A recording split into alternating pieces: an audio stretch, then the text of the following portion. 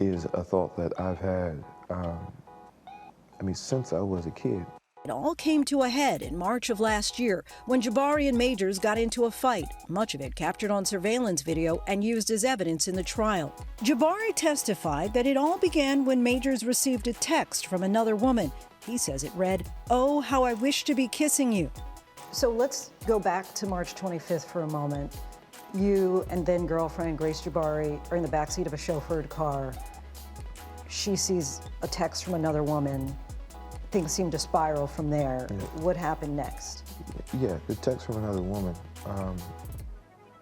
Again, I said at the beginning,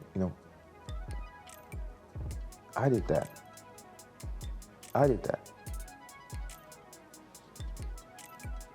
I cop to it. I show her, right? It's in my hand. She grabs it. We scuffle for the phone. I pull the phone back. I receive my injuries. I open the door, I step out. She comes. Then one of the biggest mistakes of my life. I pick her up. I put her back in the car. I'm trying to get rid of her. I'm trying to get away from her. As the video shows, everything calms. We get out, we walk across the street. I escort her across the street. The moment we get across the street, she grabs me, she goes for the phone. I release her. I get free of her and I run. For blocks? Yeah, for blocks. Well, before he goes to serve his jail sentence, Jonathan Majors is explaining exactly what transpired between his now ex-girlfriend, Grace Jabari, and what apparently this consequences of the jury's verdict is apparently towing on him. Well, for the first time in history, Jonathan Majors is explaining, and of course we give credit to ABC News' Good Morning America for this interview, who apparently they did air just I think a day or so ago. It's actually very emotional to watch, and of course see how Jonathan Majors is actually tearing up, explaining what transpired between himself and Grace Jabari. But for now, he says that he had no idea where his ex-girlfriend Grace Jabari apparently sustained those injuries from. Now, not just that, he's denying ever going physical at Grace Jabari. So he said a whole lot of things, but I think one of the most crucial things that he spoke about was the fact that he has never laid fingers on Grace Jabari. He's also not, he basically does not know where Grace Jabari apparently sustained these injuries from. And a couple of things that he said that caught people's attention was the fact that he says that Grace Jabari for some time now has been tracking him. In fact, she has been following every movement of Jonathan Majors. However, he being the quite a very low-key person, he decided to make sure that everything be resolved under the carpet, not knowing that Grace Jabari had a motive behind. And of course, he also he's not saying, but this time I'm saying that Jonathan Majors literally didn't get a good lawyer to defend him. In my opinion, I'm sure most people also would agree with me over that, because I think this was a clear case of lawyers pushing hard to make sure that Jonathan Majors be freed, because all the evidences were there.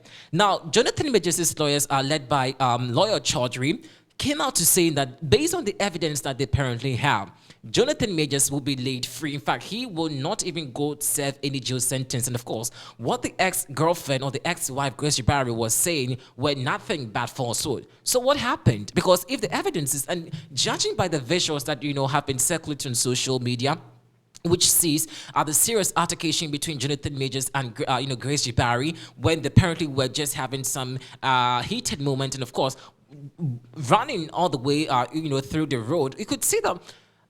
And honestly, the most ridiculous thing I'm thinking about is, if indeed Grace Jabari felt like Jonathan Majors, quote unquote, was abusive, why was she following Jonathan Majors at that particular instance when that incident happened? Girl is claiming that Jonathan Majors went physical at her. Now the thing happened, and you're following Jonathan Majors back again. For what? It just didn't make sense to me.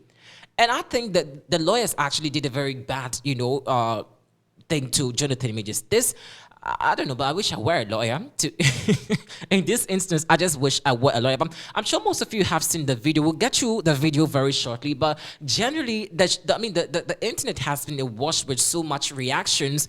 People slamming Jonathan Majors' lawyer, and of course, he also was accused of recklessness.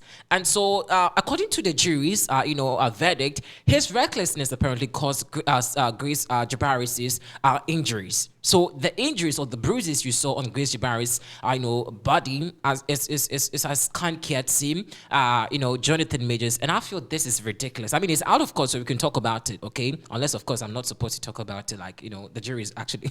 But since it's out of court and there's final verdict, I think it's an open conversation for all of us. First of all, I think Grace Jabari, it boils down back to the defense mechanism of Jonathan Majors. Honestly, I feel very sad. Now, bear in mind, next month, I think 5th or 6th, he's actually going to start serving his jail sentence. And I mean, for the first time, I'm just seeing Jonathan Majors crying. In fact, dude was wailing. This is the first time I've seen a guy cry like this. He was just trying to compose himself. I could see that man is actually going through so much. Psychologically, he's actually going through traumatic stress. Not just that, difficult times. But even away from, the verdict, I think he spoke also about Megan Good. Now, we all have been thinking about Megan Good's relationship afterwards. After the verdict that the jury apparently given, some speculations were the fact that Megan Good will, no longer want to associate with quote-unquote an abusive, partner like Jonathan Majors. That he says Megan Good from day one has been very dedicated. In fact, has been very supportive. Also very committed to the relationship. Not just that, has been with him throughout this difficult time.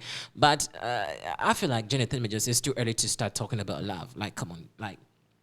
Think about how you have to reopen this case again to gain, your freedom. It's sad. Honestly, it doesn't really speak well of the blacks in Hollywood. It doesn't really speak so well of the blacks in Hollywood. And I just want to engage in some of the, the comments people have been making, because it sounds a bit, the kind of debate here and there about blacks and whites. I just want to engage in that. But it boils down to the defense mechanism of Jonathan Majors' lawyers. They did a poor job in court. They did a poor job in court. And this explosive interview he conducted, you could tell exactly how he's feeling. Guys, well, let's know what you think about it inside the comment section. In coming days, he will be starting to serve his jail sentence. So we wish him all the best anyways.